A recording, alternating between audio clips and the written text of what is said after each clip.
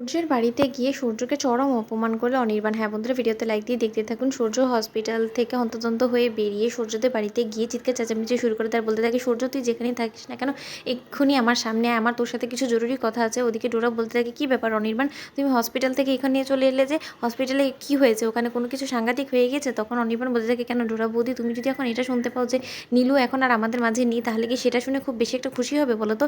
তখন এই কথা শোনা মাত্র ডোরা বলতে থাকে যে, হলে হতেও পারতাম, আসলে আমার যতটুকু জিজ্ঞেস করার দরকার তাই জিজ্ঞেস করেছি, এখন তুমি ভালোভাবে বলবে না সেটা তোমার ব্যাপার। ওদিকে সূর্য বলতে থাকে, কী ব্যাপার অনি দাদাভাই, তুই এরকম চিৎকার চেঁচামেচি করছিস কেন? বল বল কী হয়েছে বল, আমি এখানে এসেছি, এখন আর চিৎকার চেঁচামেচি করতে হবে না, বল কী হয়েছে। তখন অনির্বাণ বলতে থাকে যে, তোর লজ্জা করছে না? এই মুখ তুই আমাকে দেখাচ্ছিস কী করে বলতো? তাও আবার তুই এরকম চ্যাটাং চ্যাটাং কথা বলছিস। তুই তোর বউ ওদিকে হসপিটালে মৃত্যুর সাথে পাঞ্জা লড়ছে, আর তুই এখানে স্বামী হয়ে এখানে বসে আছিস, তোর এটা লজ্জা করছে না? তোর বাড়ি থেকে কি তোকে এই শিক্ষাই দেওয়া হয়েছে? ওদিকে সূর্যের মা বলতে থাকে যে, ওর বাড়ির লোকেরা কী শিক্ষা দিয়েছে না দিয়েছে সেটা না ভেবে অনির্বাণ, তুই বরঞ্চ একটা কথা ভাব যে তোর হবু বউকে কী শিক্ষা দিয়ে ওরা মানুষ করেছে। কারণ সত্যি যদি ভালো শিক্ষা দিয়ে ওকে মানুষ করে থাকতো তাহলে হয়তো বা ও দু নৌকায় পা দিয়ে চলার চেষ্টা করতো না। আর সব থেকে বড় কথা, নীলুকে কী শিক্ষা দিয়ে বড় করেছে। যদি ওর শিক্ষাটা ভালোই হতো তাহলে আর যাই হোক না কেন ও এরকম আত্মহত্যা করার চেষ্টা করতো না, তাই না? তাহলে কোথাও না কোথাও যদি ঘাটতি থেকে থাকে শিক্ষা দেওয়ার, তাহলে সেটা তোর হবু শ্বশুর বাড়ির, আমাদের বাড়ির ছেলে না। তাই আমাদের বাড়ির ছেলের দিকে আঙুল তুলে এরকম কথা বলাটা তুই বরঞ্চ বন্ধ কর। তুই বড্ড বেশি এখন তোর হবু শ্বশুর বাড়িকে নিয়ে কথা বলা শুরু করে দিয়েছিস, জানিস তো? তুই হয়তো বা ভুলেও গিয়েছিস যে কার সাথে তুই কীরকম করে কথা বলছিস, ঠিক আছে? তখন অনির্বাণ বলতে থাকে যে, না কাকিমা, আমি তো কোনো কিছু ভুলে যাইনি, আমি যা বলছি একদম ঠিক কথা বলছি। তোমাদের মনুষ্যত্ব বোধকে একদম তোমরা বিসর্জন দিয়ে দিয়েছো বলো তো?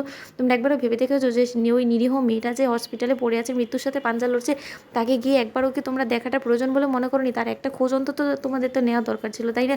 যতই নীলু এবং সূর্যের মধ্যে মিসআন্ডারস্ট্যান্ডিং হয়ে থাকুক না কেন, সেটা তো আর এরকমভাবে একটা মানুষ মরে যাওয়ার পথে সেই মানুষটার উপরে এরকম করে তো তোমরা প্রতিশোধ নিতে পারো না, বলো? তখন সূর্যের মা বলতে থাকে, এক মিনিট, তুই কী বলতে চাচ্ছিস যে আজকে নীলুর এই পরিস্থিতির জন্য কোনোভাবে সূর্য দায়ী? তুই যদি এটা ভেবে থাকিস তাহলে সেটা তোর ভুল, যে তুই ভেবে নিয়েছিস যে সূর্যই সব কিছুর জন্য দায়ী। আমি তো মনে করি যে এটার জন্য রাই দায়ী, কারণ আজকে রাই যদি জোর জবস্তি করে সূর্যের ঘাড়ে নীলুকে চাপিয়ে না দিত তাহলে হয়তো বা ওদের সংসার জীবনে এতটা অশান্তি হতো না, যার ফলে নীলুকে এরকম পরিস্থিতিতেও পড়তে হতো না। তাই বরঞ্চ তোর যদি প্রশ্ন করাই থাকে তাহলে তুই নিজের বইয়ের দিকে গিয়ে আঙুল তুল, ওকে গিয়ে প্রশ্নটা করো। ওদিকে ডোরা বলতে থাকে যে, দেখো অনির্বাণ, শুধু শাক দিয়ে আর মাছ ঢাকার চেষ্টা করো না, যেখানে কিনা আসল দোষীকে তুমি গেলে খুঁজে পাবে সেখানেই বরঞ্চ যাও, সেটাই তোমাকে ভালো মানায়। ওদিকে অনির্বাণ বলতে থাকে যে, আমি তো অন্য কথা বলার জন্য এখানে এসেছি। তখন সূর্য বলতে থাকে, কী কথা দাদাভাই বল।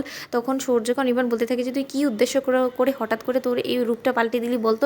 তুই আসলে কী চাই যে আমি আর রাই একে অপরের থেকে চিরকালের জন্য আলাদা হয়ে যায়? তার জন্য তো তুই এরকম করে তোর ব্যবহারে পরিবর্তন এনেছিস। যে রাইকে কিনা তুই দু চোখে সহ্য করতে পারিস না, আজকে সে রাইয়ের বিয়ে খাওয়ার জন্য তোর মনে এত আনন্দ, তাই না? সূর্য, তো বন্ধুরা ভিডিওটি ভালো লেগে থাকলে লাইক কমেন্ট শেয়ার করে সাবস্ক্রাইব করতে ভুলো না।